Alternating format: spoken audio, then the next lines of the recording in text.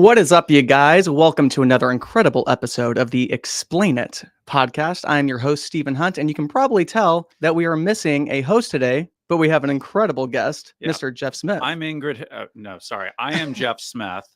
Cool to be here, and that intro video you guys got is dope. Oh, thank you so I'm a much. huge fan. Oh, I appreciate that. I made that myself, so Nice. I appreciate it. So we're gonna have fun talking sales stuff. Now that Ingryd's away, we can talk about whatever we want. Thank So goodness. this is gonna be great. That's so good. I'm actually really excited about this too. So the topic today is mastering the art of selling, and sales is one of my most favorite conversations of all time. So I've been doing sales since I was about 14 years old. I started off selling guitars at a local guitar shop. They gave me a job under the table back in the day. And then I've essentially stayed in sales my entire career, and then eventually left corporate America, went to real estate, which is sales. Yeah. Right. So I'm excited to get this going, break everything down, letting you explain it. But before we do that, why don't you share with everybody a little bit of background? Who the heck is Jeff Smith? Yeah, it's a great question. I ask myself that every day. Who am I? So, for those of you who don't know me, cool to hang out with you guys. So I come from a background of engineering, oil and gas. Went to school at Clemson University for civil engineering.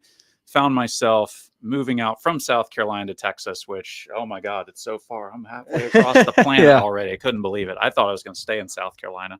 So go out to Texas, do the oil and gas pick. I actually spent a few years in the Middle East. So experiencing, a dozen different cultures all at once, and communication. And Wow. trying to get through all that because, everyone's, second language is English, or maybe even their third language is English. So there's a lot of nuances we can talk about there of that I incorporated later, how to communicate as best I could.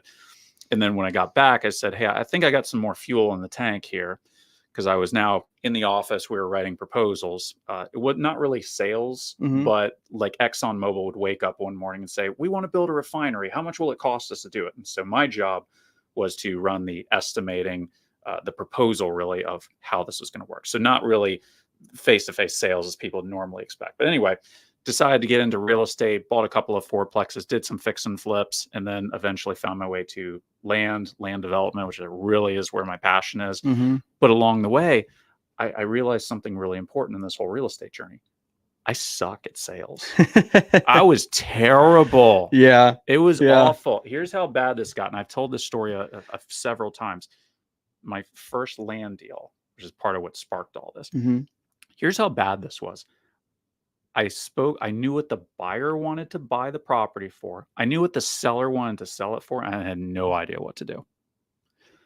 Like, when you don't know how to close, you don't know how to take command of this situation, then you really cannot make any progress here to get this deal closed. Let me show you how extreme this was. Yeah. This was a guy who had an acre of land with a house on it.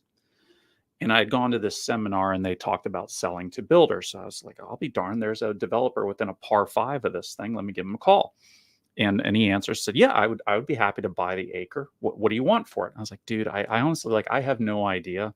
I'm hoping you can give me a little guidance. Where do I need to be here? I'll buy it about $7 a square foot. Great. Go back. All right, my seller says he wants it for $180. I now have the $7 a square foot quote per acre. Let's see. It's like, holy crap, he just quoted me $320,000 to buy it. Yeah, right. Call the seller and say, hey, funny question. I just noticed the acre to the north of you has your same last name. You don't know anything about that, do you? Oh, yeah, my cousin wants to sell for the same price. I'll call you back. Developer, you want to? Oh, you do want to? Oh, my God. And I just have this breakdown of how am I going to pitch this to the seller, because what's going to stop him from just taking my number and shopping it to the next guy? Right. So there's $200,000 on the line. And so I scrambled as fast as I could, learned sales, and we got the deal closed, made the money. Hey, it was amazing. That's awesome. Right. And so after that, I was just really passionate. Like, I'm going to learn this thing, so I'm never stuck ever again. And that's why I try and teach and help as many people as I can, because if you're staring down a project like this, or a deal, no matter what business you're in, it's all sales component. Like, that is where it starts. It's just a different product. That's awesome. Now, one thing that I picked up from when you were giving us a little backstory there too was civil engineering. I had no idea that you were previously an engineer. Those two things are like oil and water typically, right? Sales and engineering. You're typically, when you envision your typical engineer, right? Yeah.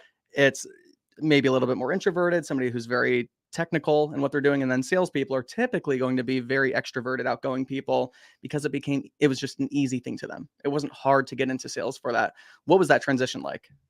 So for me, like you said, it's, engineers, the scientist type, very analytical. We want things done in a very precise way. And so this is why when you encounter people who are naturally gifted at sales, Mm-hmm. you just kind of feel like, well, maybe they're born with it, or maybe it's Maybelline, just something Yeah. like that, where you don't feel like this is a skill that can be learned. You either got it or you don't.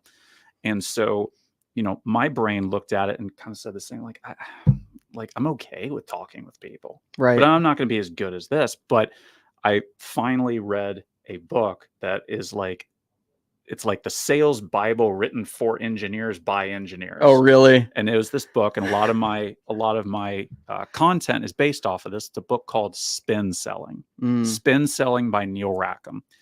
And you remember back? It's a great book. It's fantastic. Yeah. You remember, like, going into high school chemistry and science, and you're reading like research papers and stuff. Yeah. That is what this thing is. It is a research paper.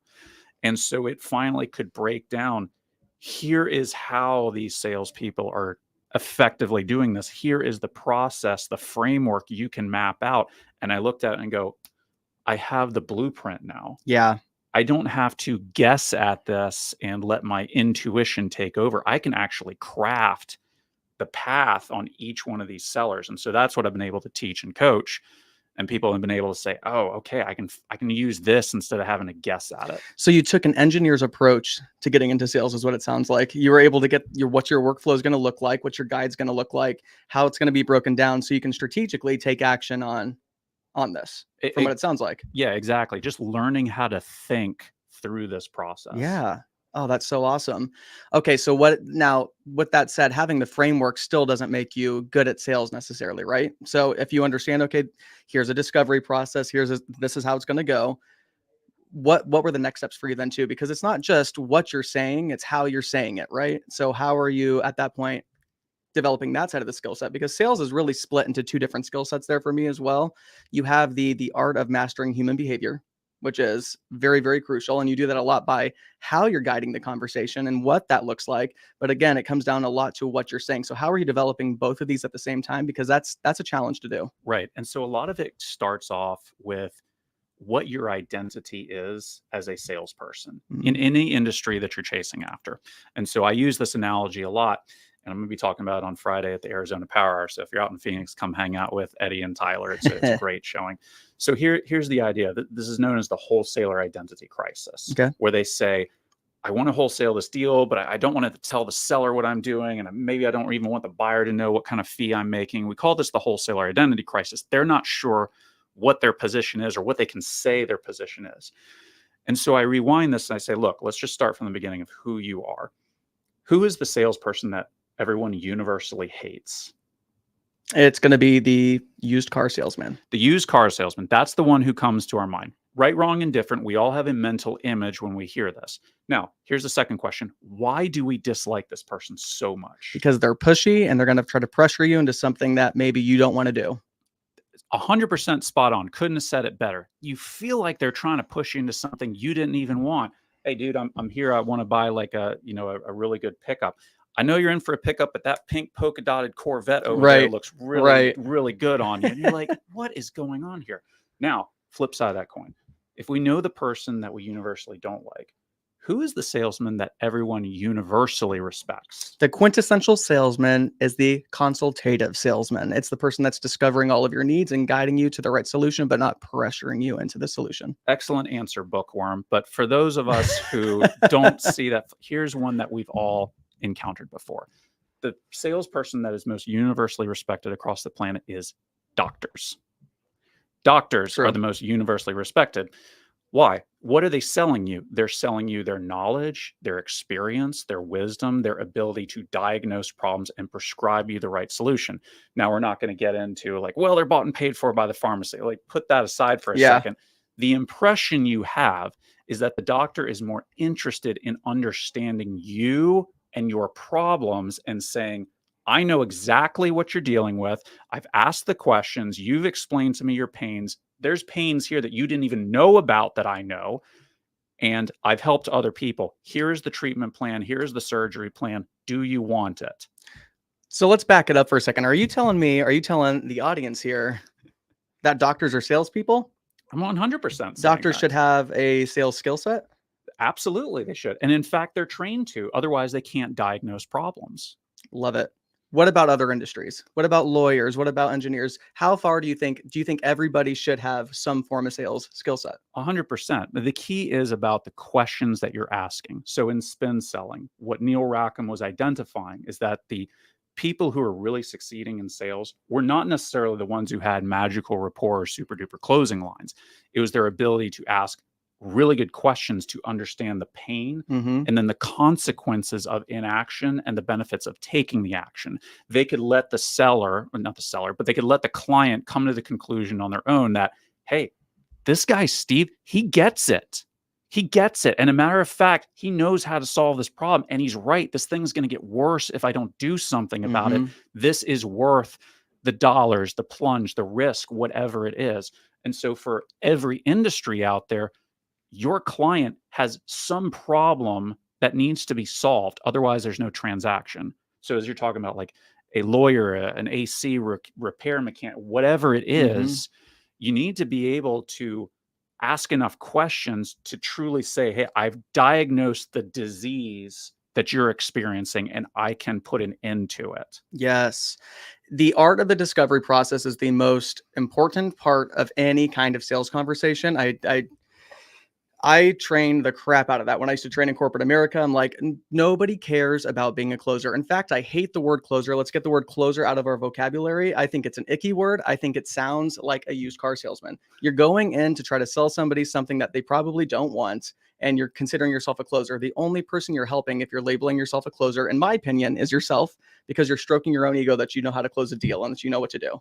Right? That you had the perfect closing line to pressure them into getting into buying whatever it is that it is.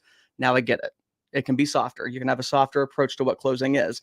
I have a very soft approach to how I choose to close my deals and how I choose to do things, but it's because of all the upfront work we did in the discovery process and diagnosing, right? What the actual problem is, how we're going to solve that problem, building rapport. Another thing you mentioned was asking a lot of questions. And I think a lot of people, I mean, it's going to take time. And this is why I'm also curious when I say this too, because yes, you know that you have to ask questions. That's a part of what the sales process looks like if you look at any sales process, right? But it's asking the right questions. How did you learn how to ask the right questions? Because we're not trying to interrogate whoever we're talking to. We need to build rapport. We need to build trust. We need to lower the tension as quickly as possible in any sales conversation. So how are you going about those questions to avoid that? And this is what aggravated me so much about all the sales training and books I read, Mm-hmm. is that they never seem to address this. They'd say, here's the sales process, and you got to have, you know, your upfront contract, and we got to figure out what the pain is, and we got to fulfill, and we got to do all this stuff. I'm like, great. What the hell are the questions? Like, nobody can seem to do this for some reason, right, and explain what they are. And so I kind of had to figure out on my own how to explain this properly. And by listening to other people do it, and I started to pay attention and realize what they were doing. And so it comes down to this: in that discovery process, the diagnosis, it's not about asking trivia questions, not fact finding, like whether or not I asked you here outside in the parking lot or a court of law, I'd get the same answer. Mm-hmm. How many bedrooms is it? What's the lease that the tenant has? How far behind on you? All of these are matter of fact. And it's really what a lot of people start off with, because they feel like, well, these are easy questions. It'll build rapport. And it does the opposite. So instead, I go back to the doctor analogy. When the doctor finally comes in, actually, when you first get into the office, what is the first thing you have to do? The nurse gives you a bunch of papers, and what are you doing? You have to fill out all the paperwork. Right. And every time. And they're all fact-finding. You know, how old are you? How tall are you? How heavy? Are you pregnant? Are you having Medicaid? All these are fact-finding questions. And you sitting there saying, what the hell does this have anything to do with my lungs that I just can't breathe right now? My height has nothing to do with this. And it just kind of pisses you off after a while. Right. But when the doctor comes in, what is the first question you get asked? What's going on? What seems to be the problem today? Yep. What's going on? Right. What is bothering you? What is your biggest concern? What is the challenge you're facing? What are you trying to accomplish? What do you need to have happen that you can't right now? And so these questions are about the emotional dissatisfaction and the emotional desires of the person you're talking to. So when the doctor comes in and says, hey, what is hurting? What is bothering you? Show me what is going wrong. Show me where you're dissatisfied right now. You get this breath of fresh air of like, oh, thank goodness I finally get to tell my story. And that is the key difference of good salespeople. And they say, tell me what's not going right and help me understand you so that I can figure out the right solution. 1,000, 1,000, 1,000,000%. Oh Yes. man, we went up to 1,000,000. It's a Yes. whole nother level. 1,000,000% yes. Oh, again, I love these types of conversations so much. Now, in that situation too, the person is going to the doctor. There's some slight variations. I agree, and I think we both would agree that sales is sales. And at the end of the day, there's just minor tweaks that have to be made on depending what it is that you're selling, depending what it is that you're going after, depending who you're talking to, that kind of stuff. But ultimately, you should be guiding the conversations in a very similar way. Now, the difference, let's talk about one of the upfront differences. Now, when we're going to see a doctor or anything in that situation, we are coming to the doctor because we're looking for a solution, right? Now, in real estate, the way a lot of people end up getting their leads is through door knocking, through cold calling. They're doing the outreach. They're the ones initiating that conversation. Do you see a big difference there in how people are going to start building rapport? Because if somebody calls me and says, hey, I need to sell my house, it's easy for me to say, okay, tell me what's going on, right? Hey, catch me up to speed. Help me understand. So I can get them to start talking. However, if I'm the one that's initiating that conversation, how are you going about in that sense? Bringing the wall down, lowering tension, right? That way you can get them and shift their human behavior in order to say, okay, this person's not a threat. This is somebody that I want to give information. This random person that called me or knocked on my door, now I want to give them information and I trust them. Right. So this is a very similar introduction to how I coach people on having conversations with agents. What a lot of people will do is they'll say, here's my name and this is my title. This is the company I'm working with. Hi, this is Jeff. I'm an investor with such and such real estate out of Texas, and nobody cares. Nobody cares. In fact, if you throw out the term that you're an investor, it may turn them off a lot because they've already heard this word from some other people. They have some preconceived notions of what this is. The other thing, and you've gotten these calls, we all get these calls. They're like, ring, ring. It's like, hi, is this Jeff? And you have no idea who's on the other side of the phone. This could be the FBI, the CIA, the ABC, the MIC, the KEY, the MOUSE. You don't know what's about to happen or what this conversation is going to be about. And so what I teach people is like, say their name, say your name, and then say what you are trying to accomplish. Not your title, because nobody cares. All right. Even if you're the CEO of Amazon, nobody cares. Hey, Steve, my name's Jeff Smith. The reason I'm reaching out to you is blah, blah, blah, blah, blah. And I wanted to call and see if this is something I could help you with. Love it. It's like, again, it goes back to a lot of people get messed up on this because they're afraid they have no value in this. And it comes back to identity. So a lot of parallels make sense. If you had the cure for cancer and you didn't know who had cancer out there, maybe you decide, I'm going to just go knock every single door. I'm going to find the person who has cancer. So what do? You walk up and say, hey, Steve, my name is Jeff Smith. Thanks for opening the door. Hey, man, look, I have the cure to cancer and I'm trying to find people who actually need my help. Is that something you're interested in talking about? And you would make no apologies for going up and doing this. No. And as investors, a lot of times we have this apologetic mind that we're bothering people who are in foreclosure. They have the equivalent of financial cancer. Yeah. And we're trying to be there to help them before it figuratively kills them. Yeah, entirely. Now, I love all that, by the way. When having these sales conversations and you do get somebody to convert, then you go into your discovery process. What does that look like for you? So now what are you trying to uncover? Because you're not necessarily, from what we said previously, right? It's not necessarily trying to uncover with a bedroom, bathroom count. You're trying to understand their situation. How are you then getting them to open up to tell you what that situation is? Because I'm sure it's not by asking yes or no questions. No, it's rarely by yes or no questions. The only time you're having fact-finding yes or no questions is when they're highly relevant to the problem you've identified. So if I was calling Steve and he said, my tenants are ripping the place apart, it's a relevant question maybe to ask, man, that's terrible. How long has that been going on? That's a matter of factual question. He will give me an answer to that. It doesn't make any sense for me to say, oh, wow, your tenants are ripping up the place. How old's the water heater? Both of them are fact-finding questions. Right. Just one of them's relevant, one of them's not. But the way you do this, and this is frequently taught by what's called the motivation funnel. the motivation funnel is simply not taught very well insofar as what you're supposed to do. So you have to combine this with the line of questions that we talked about. What is your concern? What is your challenge? What is your obstacle? So what happens, guys, 100% of the time, even when you go and visit the doctor says, what seems to be the problem? You give kind of a surface level explanation. Well, doc, I don't know, man. Like I'm having trouble breathing. Steve, what's got you interested in? Well, I'm just having, I'm just, kind of done being a landlord. 100% of the time, guys, it is a surface level explanation. They don't know you. Even if you show up in the white lab coat, they don't know you. And so what you have to do now is take their response and ask a follow-up. What is the emotional dissatisfaction with that response they just gave you? So if somebody says, yeah, Jeff, we're looking to sell because, we inherited the house and we're looking to get the money out of it. Okay, great. So you've inherited the house. And when it comes to selling the property, what do you feel like is your biggest challenge, obstacle, hurdle to getting that done? Well, Jeff, the house kind of needs a bit of work, and that's kind of why we're reaching out to you. Okay. So you've inherited this house and the property needs work. So when you're thinking about selling it to me or anybody else for that matter, what else has gotten in your way or stopped you from getting it done until now? And by getting them to clarify more about the emotional dissatisfaction of their response they just gave you, that is how you tunnel your way down through the motivation funnel until you finally get to bedrock and you go, oh, that's the issue. Is this the biggest thing you're dealing with, or is there ultimately something else getting in your way? That's fantastic. So love the clarifying. This is something that I see so many salespeople just completely avoid. I don't know if it's nerves or what the case is, but people will go, they'll ask their questions and they'll start getting better at the lines of questions that they're asking, but they never go back and they never clarify that they got the correct information. Because in their mind, right, as the salesperson, you're like, okay, well, I took notes on this or I understand what they're saying. I know exactly the direction that I have to take them now. That's great. I have the information that I need.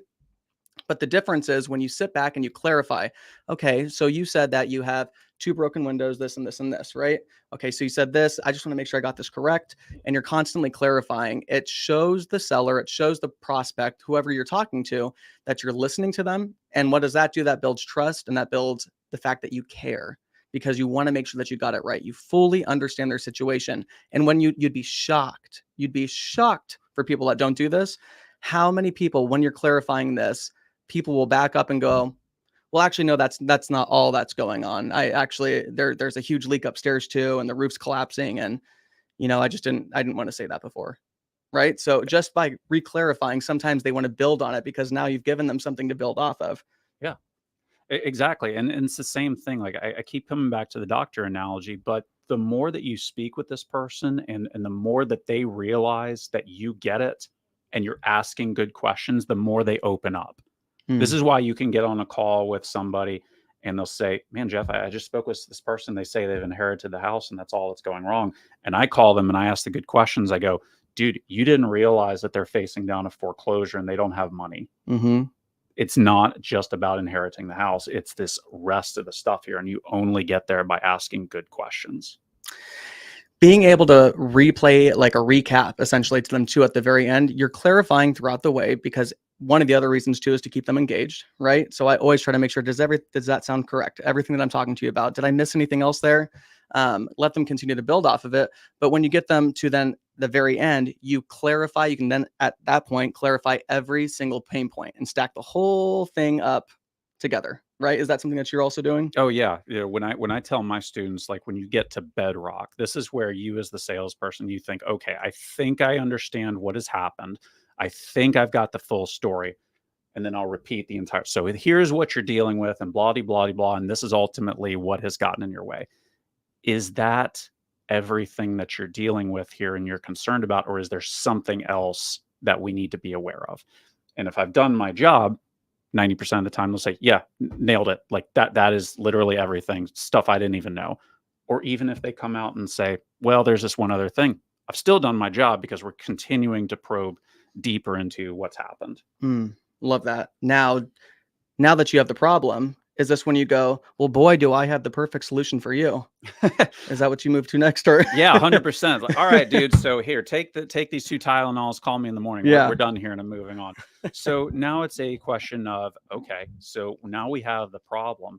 it now comes to a matter of, do they also have the urgency? Mm-hmm. Because a lot of people say, well, I'm having such and such issue, but maybe it's, I'm not in a rush to sell, right? We hear that.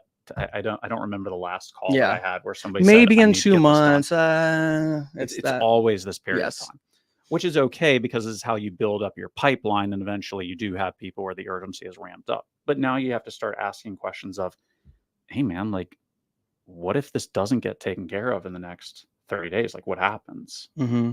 What if it does get taken care of in the next 30 days? What does that allow you to do that you can't right now? And for some people, they really say, hey, look, it's, 2 months, like I can suffer that. That's not a big deal.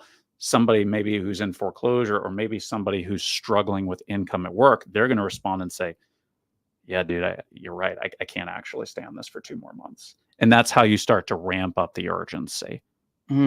Love that. When do you, in this urgency, because I'm sure at this point too, you're asking, you're taking information from them, you're clarifying, right? You're trying to get the timeline down of exactly, okay, what happens if we do this? What happens if we don't do this? What does that look like for you? At what point in time? Oh, I totally lost my train of thought of where I was going with that too. When do I write them the prescription? That's essentially kind of where I'm heading with it too. At when do you say, okay, this is what we're going to do, or do you offer multiple solutions? Like, what does that look like for you? So let me put it this way: 3/4 of my deals are cash, which means, everyone, that, again, if I'm the real estate doctor, I'm only writing prescriptions that cure the patient. Okay. If I'm only trying to write prescriptions of subject to or seller finance or the rest of it, I'm not going to get all the deals because that's not the antidote. Okay. So 3/4 of my deals are cash. So when we get to that point and they say, hey, we are ready to make a decision, the decision makers are here. You understand the problem fully. We understand what needs to happen. I usually say, hey, sounds to me like what needs to happen is we just need to buy this thing so you guys can exit and move on to the next place. And we'll go through a bit of talking about the financials, because every time they come up with a number, it's always based on Zillow or it's pulled out of the air. It's not actually based on anything. And that's not the seller's fault. It's just reality. Yeah. Well, they're uneducated. They don't truly understand this world. They don't truly understand the marketplace. Their friend down the street, the neighborhood over that has a new build, just bought that house for 700,000. So why wouldn't theirs be worth at least 600? Right. Yeah. I'm giving you a huge discount. Like, certainly Right. this is good. And so I get that. A lot of them are doing the best they can. Some of them just don't have a clue. And so I just walk them through, like, okay, let's just play this out. How much is the mortgage? It's this. Okay. So when you make this move, like, how much cash do you have to exit? And so we actually start writing the checks in advance to say what would happen in the future. Because if they don't have clarity about what the future holds for them, whether they can get into that apartment complex or not, they're not going anywhere because the uncertainty is too high. The risk level, the risk tolerance is not there yet where they can say, okay, I feel secure that all my questions about the future have been answered. Now I'm ready to go. Yeah. So you're essentially painting a picture with them, right? You're almost saying, okay, if you could wave a magic wand, right? And we have the perfect situation. Where are you going to go? What is this going to look like? You're having them paint that whole picture for you. So that way, either you can go find solutions around it, or at least have realistic expectations on what your next steps are going to be. Is that correct? Yeah, correct. And to give them the certainty that if you do sign with me, you already showed me what the plan is. We already reviewed it. This is going to work. Yeah. Because I get some people where, they weren't willing to budge and they said, Jeff, we can't go anywhere unless we have this money up front. It's like, oh, this is what's stopping you. Okay. So if that obstacle is removed, are you guys ready to go? And they're like, that's the only thing that stopped us here. But if I hadn't gone down that road to figure out what the, week would look like after we closed, I wouldn't have known that, hey, we need to bring some money before closing because they can't afford a rent deposit. Yeah. That's beautiful. Now, what I love about this is that this is leading us directly into the world of negotiation, because now we're about to get to the meat and potatoes, the closing, the thing that most of you guys want, right? What does that actually look like? What is closing? But this leads us directly into that, because you have them paint the picture. You have all of the value you need. You've essentially taken your gun, if you will, right? And you've put different pieces of ammunition throughout the entire barrel. You just spun it, boom, you got it. Like an old Western movie, right? Yeah, exactly. Now I got what I need.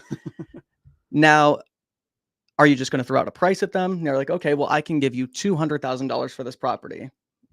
So let's go down the cash route first, and then we'll talk about how to negotiate creative deals. So Yes. with cash deals, the proposals basically start the same.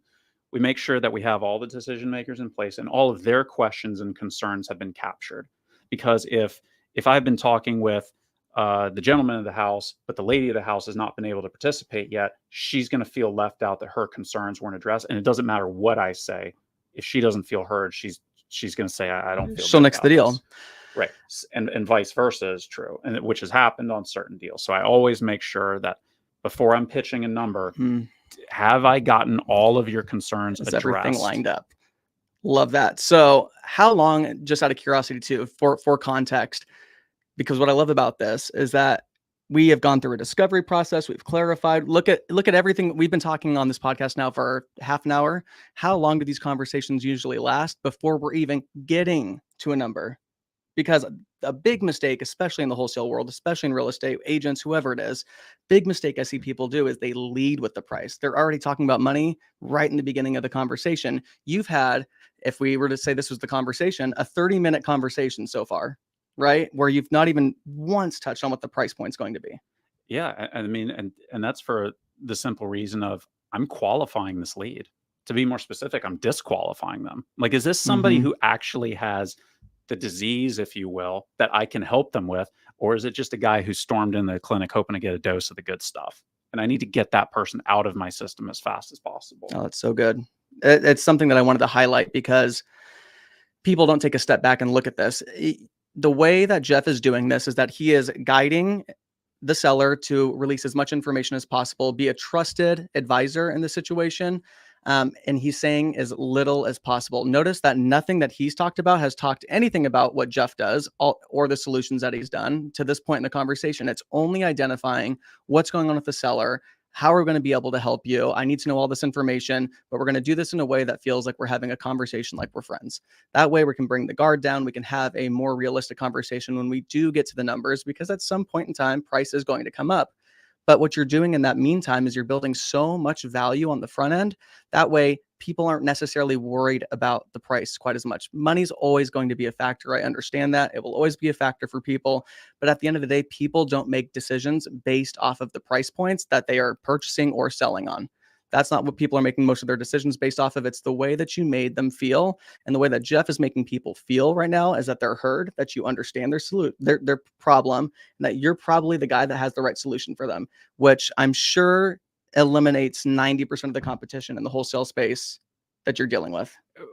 And that's such an interesting point. Like, once you get into this and you truly understand how to figure out that person's problem, you do start to realize that I don't have nearly as much competition as I thought I did, even though other wholesalers have come and gone and probably pissed off the seller a few times. But when you finally have gotten that connection with the seller, because I was at Andy Elliott's seminar a couple of weeks ago. Nice. And so much good stuff. But, and I always agreed with this premise, just he verbalized it. He said, people don't buy from you because they understand you. They buy from you because you understand them. It's the same thing with the sellers of real estate. When they feel like you understand them, their problems, what they're dealing with, that's the person who wants to work with you. That's why I'm saying when we get on, they don't need to know that I'm an investor. They don't care. They just care. Does this person get me? And do they have a solution? Yeah, 1000%. And if you are the person that needs to 1000%, not a million. 10 million %, or we'll increase it. We'll go up I want this to keep growing. 100 million yeah. 100. Yeah, that's all absolutely rings true. You need to understand them. One of the things that I taught as well when I was doing corporate sales, now B2B sales, corporate sales, and even with me doing real estate, I still focus on B2B. I get most of my leads from other businesses. So I have to build value with the business. And the business, in most cases, this is where you can have a little bit of differences when it comes to sales approaches, is that they do want to know a little bit about you at least, especially if they're going to be buying your product that you're going to be selling to them as well, right? Yeah. So my goal in those situations was I would do everything that you just mentioned, leading all the way up. And right before we started talking about the numbers, as I would say, now is it all right with you in 5 minutes or less if I can share a little bit about what it is that we do? And that way I can keep the entire conversation based around them, their issues, their problems that they're having. And when we get to any kind of explanation of what we do and who we are and what our company is, I'm only taking what actually applies to them, because we've done the whole discovery on the front end. Now I can take what's actually applying to them and give them the quickest 60-second pitch of what our company is and what we do before we start talking about the solutions and what that looks like for them. And typically what I found is that is so appreciated, and they don't want to know more. That's plenty of time to spend on that for them. They again, as graciously as they make it sound, they don't actually care about you. No. They care, are you capable of helping them? Right. Okay. Negotiation, guys. The meat and potatoes, the fun part. Yeah. So you're talking to them about cash is what it sounds like. And then that's the first one. And then you start talking about the creative offers. Right. Do you have all of those prepped ahead of time? Yes. So let's talk real quick about, okay, so if 3/4 of my deals are cash, that means 1/4 of them is creative, SubTo, Novation, something like that. So let me explain the transition here. Here's the thing. By the time I get into the pitch, I already know whether or not this needs to be destined for a cash deal or a subject to or seller finance offer. I already know. I'm the real estate doctor. I already know this prescription of cash is not going to work. Here's the problem. The seller doesn't necessarily know it. They've been watching all of the, late night infomercials on, this special drug that, may cure this disease or may cause death. And they're thinking, hey, this sounds pretty cool. Yeah. Couldn't I just get the magical California buyer to buy it? I saw this on TV, dial this number, ask your doctor if a California buyer is right for you. And I have to start out explaining to them and show them that this prescription, this medicine is not going to work. So there was a particular example. There was a family, and it was low equity. They'd only been there for 2.5 years or so. So not a lot of wiggle room. I already know what it would sell for on the open market. And I already knew they were starting to get behind in payments. They had a loss of income. So I walked into this thing. I'm like, I already know cash is not going to work here. This is obvious to me. It's not obvious to them. And so what I do, everyone, is I walk them through door number 1, door number 2, which is cash offer, realtor listing, and then I get into creative. Okay. So I'm like, all right, look, I've run the number. So this is the way I approached it. I already know the problem. They're already on board. They want to do something. They already recognize that I'm the guy to help them. Okay. So just all that's done. So like, look, whether it's me or anybody else, whether it's OfferPad, Open Door, Zillow, any of these guys, here's the thing. Cash number is going to start at X. Could you do it? And most of you guys have not been to law school. I have not been to law school, but what they teach you is never ask a question you don't know the answer to. And so when I ask them this question, could you take the cash offer? I already know the answer is no. Yeah. But I need them to say it. Yeah. I need them to acknowledge that the cash offer they've been hoping for is not going to work. It's not available. Why do you need them to say it? Because if I don't get them to say it outright, if I don't approach that, then somewhere in the back of their mind, they'll say, somewhere in the ether, this California buyer must live. We just haven't worked hard enough. We haven't searched long enough. So once I clarify, here's what everyone else is going to do, then they say, okay, well, we at least knocked on that door. We at least had to try and make sure it wasn't there. Yeah. So we do that. The second thing I'll do is I'll say, look, I know this isn't going to work too, but let's pretend you had to put this on the MLS with a realtor. And you said at this price and it was 3% and then it's 3% and all the rest of it. And this is what you netted and it took 3, 4, 5, 6 months. If they sell it all, is that something you can do? No, we cannot do this. Right. We cannot do either of these things. So, okay. Now, look, I already knew that was going to happen. I just wanted to double check in case there was something I missed. We had to knock on these 2 doors. Now I can open the door of creative finance and subject to, because I've established that I not only know the problem, but all the TV commercial medicines are not going to work. Because on a grand scale of 1 to 0, like how many people, just in high school were taught about subject to? Like nobody knows about any of this. So the only thing they're 0. thinking, the answer is 0. Grand total of 0. So when you're presenting subject to, you have to establish that all the things they thought were there and how it should be done, it's like, they're not there. Not only are they not available, but they'll cause more damage. And so the pain of the intensity and the consequences goes up. So now when I present, okay, love this. So if these 2 options don't work, there is a way we've helped other families solve this exact problem. Every point I want to make, by the way, you keep hitting it before I can even make the point. So I was like, yes, other families. I was totally going to be like, and why would you say it this? You beat me to all of them. Like, you're giving me no content to base this off of afterwards. Sorry, I'll start planting you a little bit so you can jump in here. And so I'll introduce it with other families have faced this particular problem, and this is how we help them. Mm-hmm. And now I can start to jump in because now they're thinking, oh, it's not just me taking this weird SubTo medicine for the first time. There's a dozen other people who came to the same conclusion. And that's how I can enter it. Love it. Okay. So, which is what you do with your business when you're saying, hey, this is a little bit about us. You probably share these are our clients that we these are our help. clients. This is what it looks like. Yeah. I was working with somebody that was in almost the exact same situation as you. This is their situation. I'd give them 4 highlighting pieces. This is exactly what was going on. Is that something you'd like to hear more about? And I would have them, I want to hear about that. Like, how'd you fix it for them? What did that look like? I want them to be interested, and I want them to want more information from me. So any of these explanations, right? Because I do my pitch just ever so slightly different. I always come with three as well, the exact same 3 as you: cash, realtor, and creative. And what are those going to look like? How are we going to have that conversation?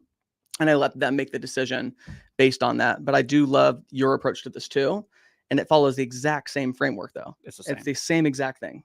It's just, how are you doing it? And here's something that people need to know in sales as well when it comes to a training moment here, is that me and Jeff are essentially doing the same thing, but we're having also completely different conversations at the same exact time.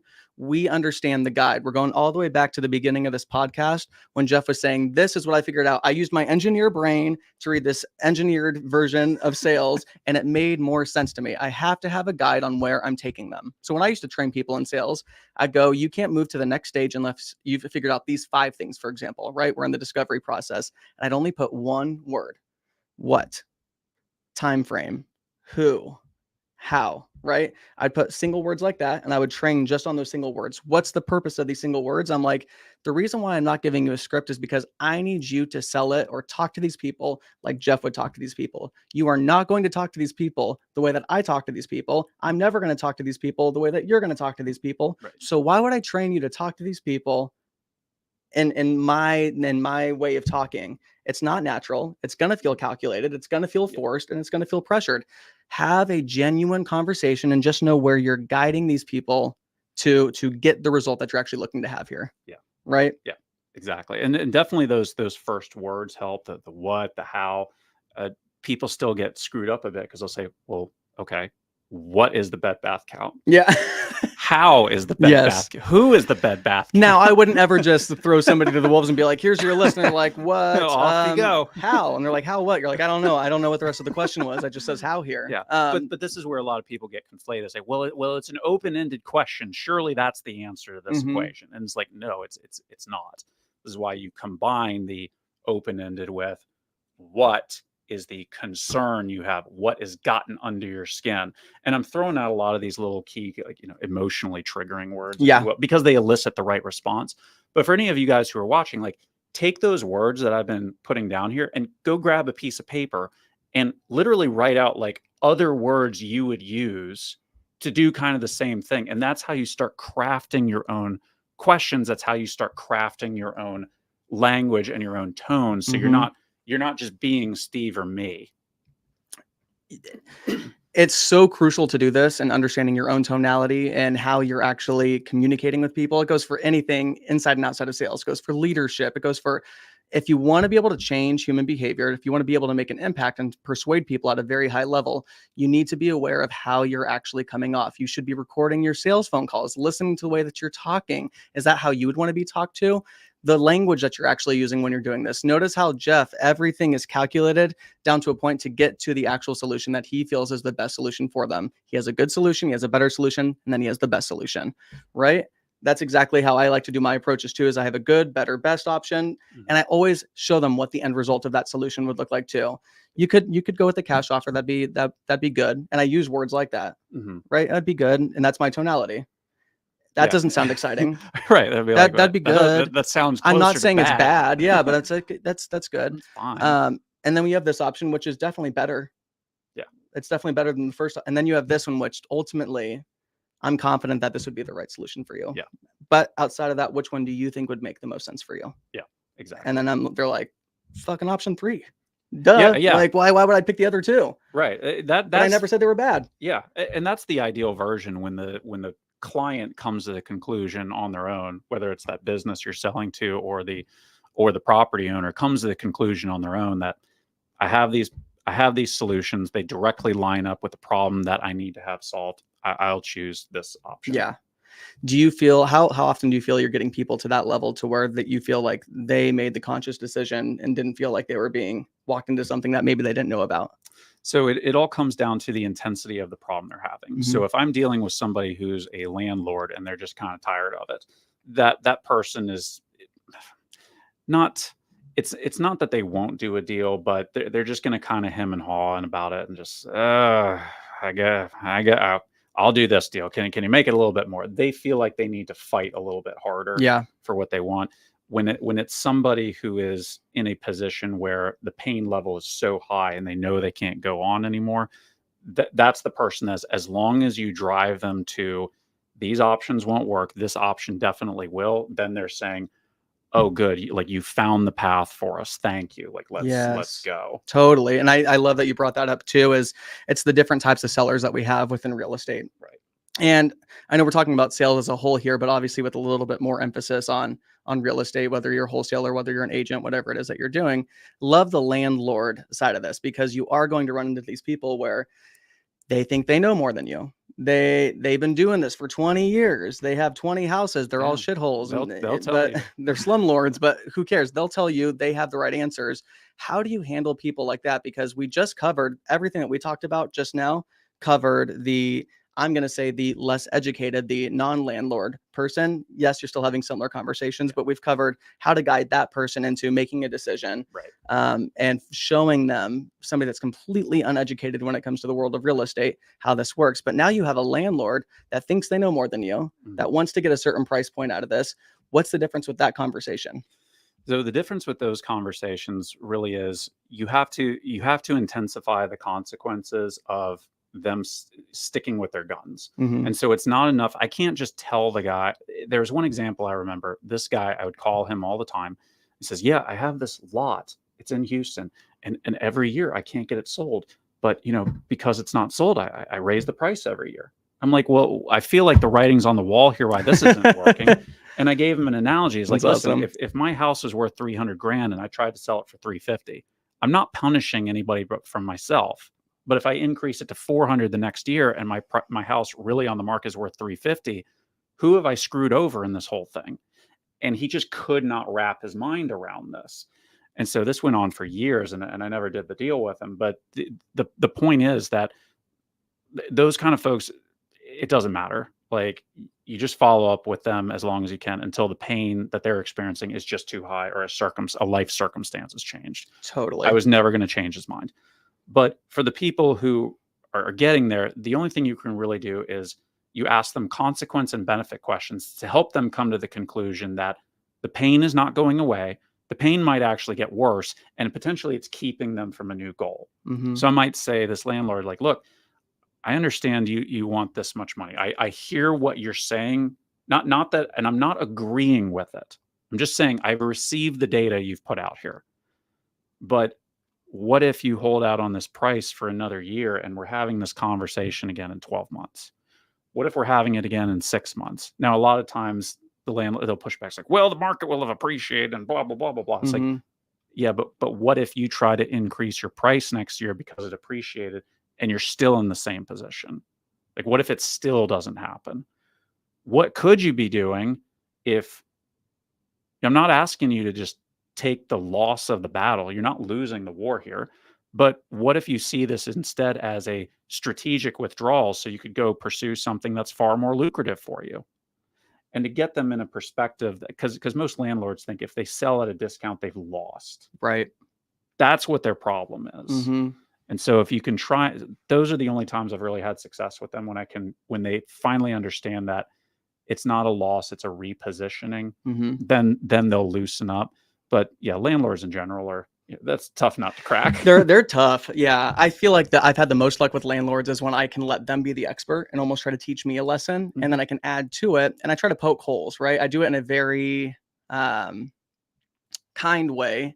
I act naive, And then I realize that they don't know what they're talking about in certain areas. And then I start talking about that, and I can start to have those conversations of, but you already know how this works, I'm sure, blah, blah, blah. And I start to build them up, right? And I'm kind of like lifting them up and how great they are and all that kind of stuff. And it really brings that wall down to where they want to be able to work with somebody or want to be able to work with me, because I know I'm not the only person talking to them. Right. So, but if they have the best connection with me, for me, it's always just trying to connect with them as much as humanly possible, or show them, here's how we can reposition that. You just have to be careful on the repositioning that and trying to give them advice on what we're going to do with those funds. Because if they are the personality types that thinks that they have all the answers, they're going to take that as a dig, and they're going to take that as, why are you coming after me, bro? Like, I know more than you. I've been doing this for 20 years. I have 30 rentals. And like, you start to get that whole situation going on. And I'm like, no, that's not what we were trying to do here. Yeah. And Steven's exactly right. It's not about telling them what the next opportunity is. It's asking them, hey, like if you did sell this thing, like, what do you think would be another opportunity that you would enjoy more? And get them to explain what the benefits are of doing it. Kind of like when you were talking with those companies and you figured out all the questions, right? All their problems. You said, hey, and if someone did help you, what are the results that you'd really love to achieve? And they said, well, if we could do this efficiency and this cost and blah, blah, blah, blah, blah. And now you're like, nailed it. Now I know what I need to sell these guys on. They want cost efficiency. They want time efficiency. Apparently these other things that I have that my offering does, they don't give a crap about. Cool. I'm going to focus on these two things. Yes. Now let's bring it back over to the negotiating side, because I know we took a little bit of a tangent there, but now you've given out all the solutions. We've gone over number 1. We've gone over number 2. We've agreed that those don't work for you. Here's number 3. Right. And they go, right. What is that? Now what do you do? Right. This everyone is, and I know we're saying we were kind of laughing about the idea of like the closer, but this is the set where you do have to level up. The closer is the person who can sit in the discomfort with the other person to get it to the finish line. Okay. A lead manager should be able to find out problems. They should be able to navigate a lot of this. The closer is the person who can sit in this discomfort. Because here's the thing. The reason that these skills, the reason spin selling in particular was targeted in the way it was, is because we're not selling sticks of bubble gum. The stakes are high. All right. I can strong arm you into buying a cup of Starbucks coffee. I can't strong arm you into buying a Ferrari. Right. Why? Because if he buys a Starbucks coffee and doesn't like it, what's the worst that could happen? Yeah. Nothing. You're out $4. $5. Yeah. $5, whatever, inflation. Yeah. Okay. $5.39 to be exact. After tax. Okay. So $5.39. So now we can quantify it, and it's not a big deal. Okay. And maybe he says, I'm never going to trust Jeff's judgment of coffee again, but that is it. If you buy a Ferrari and you don't like it, what are the consequences of that? Lose your house, lose everything you've ever worked for because you made a terrible decision. Right. The terrible decision, the consequences were so extreme that I'm not doing this on a whim. Is there a way I can get Steven to buy a Ferrari and sell it to him? Absolutely. If I show him that the consequences of not buying the Ferrari are so extreme that not buying it would be foolish, and the benefits of having the Ferrari would boost his company to whatever heights, and I can directly correlate, then I'll say, oh my God, this does make sense now. So anyway, in the same way, when we get to the end, the closer has to sit in this discomfort and be able to help this person come to the conclusion that, yeah, this is a big stakes decision. We're not going to pretend it's not. But we've seen the problems you're encountering. We've seen what the consequences are with inaction. We've seen what could be if you do take this step. And what has been? What do you need to see? What do you need to feel in order to be comfortable moving forward? So it's not about throwing a bunch of closing lines out. Correct. Because if you throw multiple closing lines, they actually recoil that much more. But it's being able to sit with them as they digest this big decision that's about to happen and reassure them with more third-party stories if needed. I'm going to cuss here, but I'm going to build off of exactly what you're saying.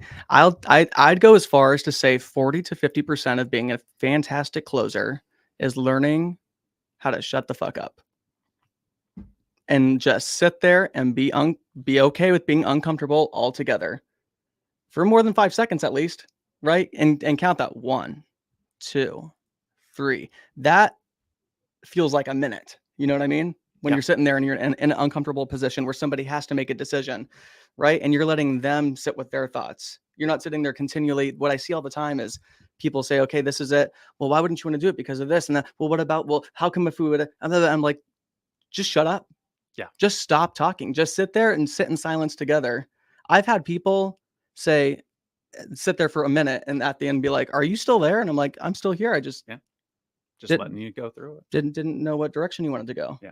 Do you know one of the funny things? So when I was in the Middle East and I was in the sales group in oil and gas, the Japanese guys were taught that the way you negotiate with Americans is you just sit there and don't say anything because it'll drive them absolutely up the wall. Oh, genius.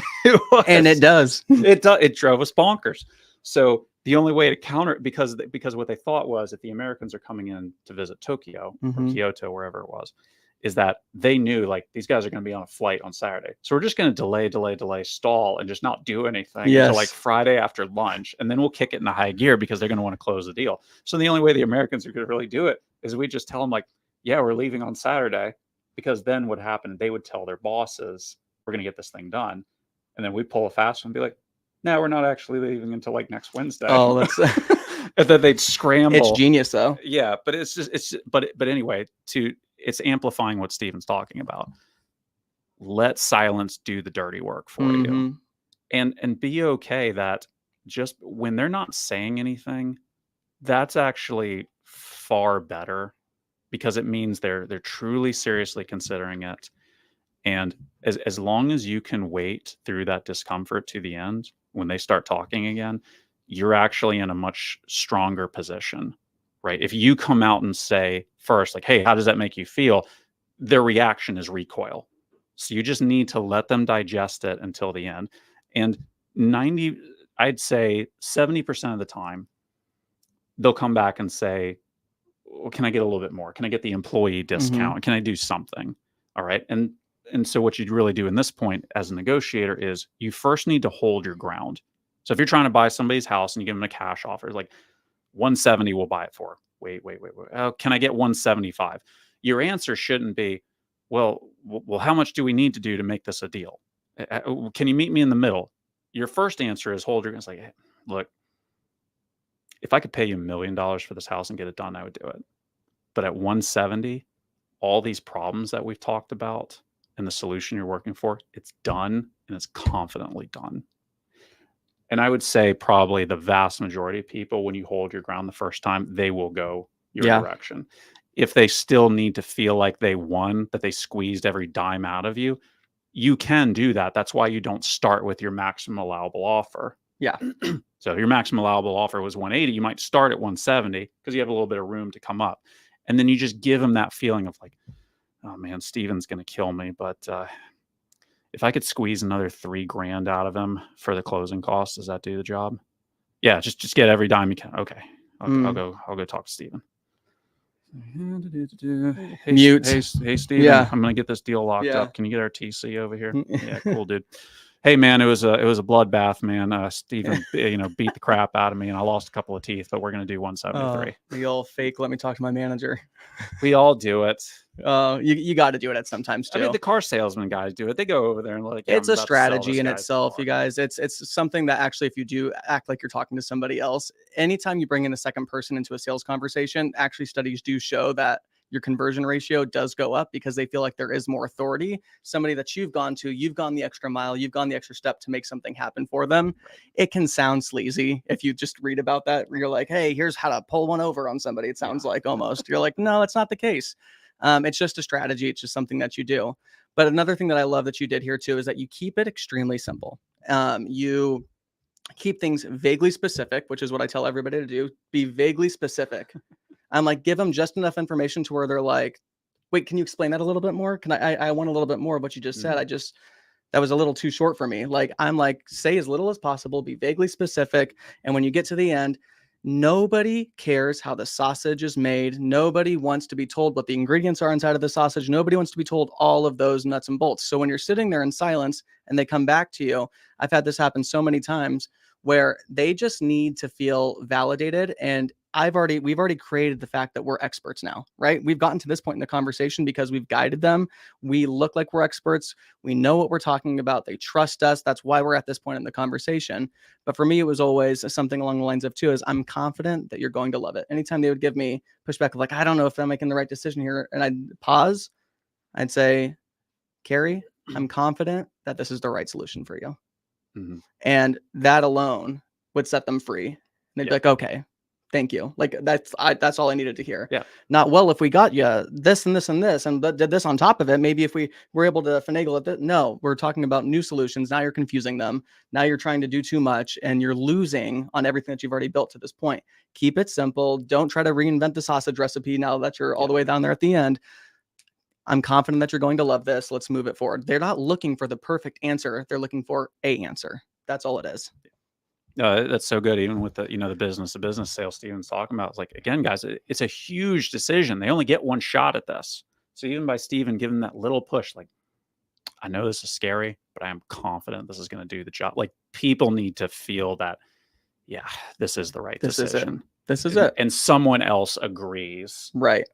And they feel, and it's not because they're like, oh, Steven's not trying to sell me anything. It's like Steven, they now trust Steven as that trusted advisor. Like, he's the expert. He's seen other people do it.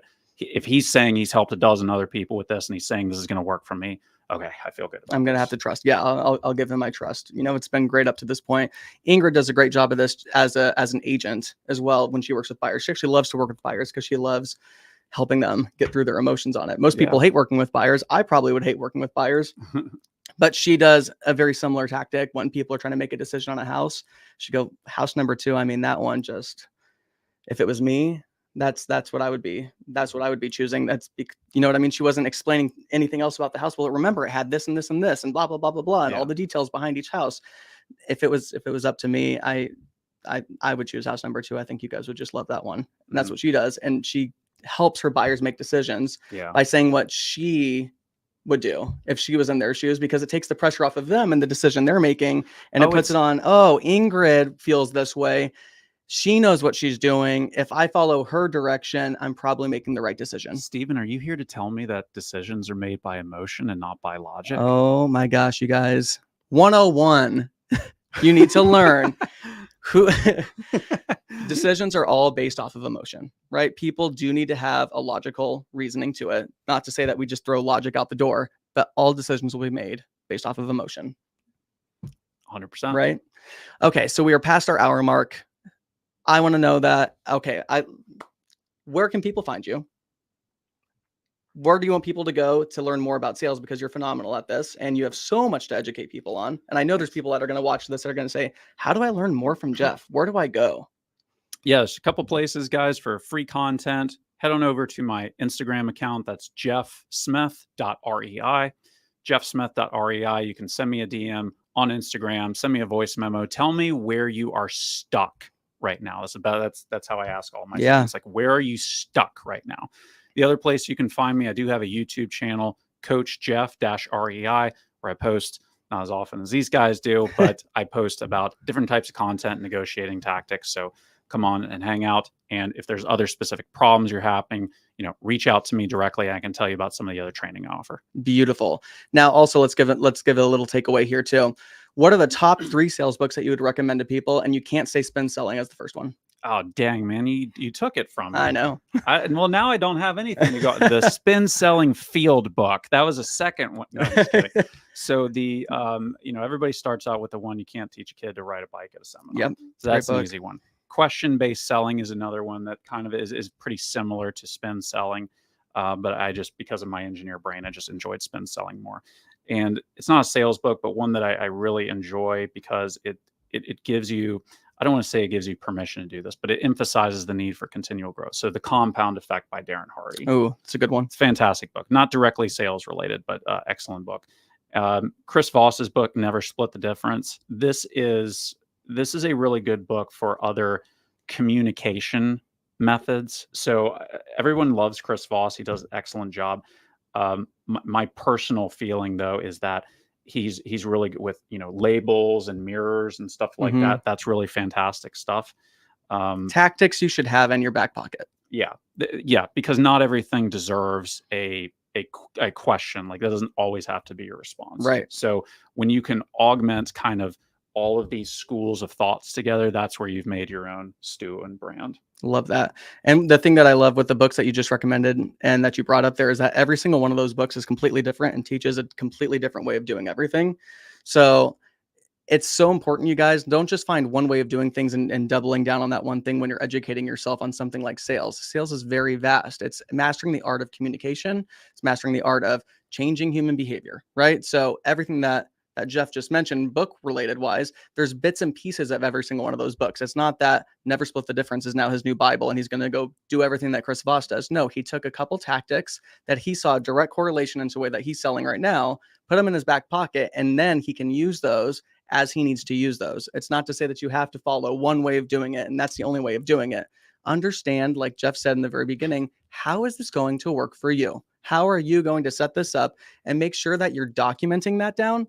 This is what really helped me in sales too. And I'm sure this helped you as well, is you document down the way that you are doing it. And that way, every conversation, you can start to make tweaks to figure out, how do I have the most fluid conversation? How do I make sure that I have something that's so repeatable so that way I can become better at this? Because if you're having a different conversation every single time and you're using tactics from the next book and then the next book, but you're forgetting about what you learned before, you're not really making it ahead. You're just constantly trying something new versus actually compounding and building off of something that you've already established. Yeah. So guys, like what Steven said is spot on. Like when I got started, when I really wanted to learn this, guys, like don't treat this as a freaking audio book.